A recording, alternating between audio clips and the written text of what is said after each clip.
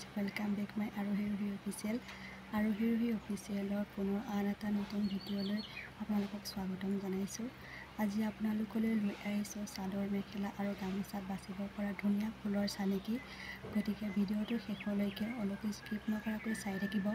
যদি ভাল পায় প্লিজ লাইক কৰিব, কমেণ্ট কৰিব, শ্বেয়াৰ কৰিব আৰু এইদৰে নতুন ভিডিঅ'সমূহ পাই থাকিবৰ বাবে চেনেলটো প্লিজ ছাবস্ক্ৰাইব কৰিব। গতিকে ব'লক ভিডিঅ'টো আৰম্ভ কৰোঁ।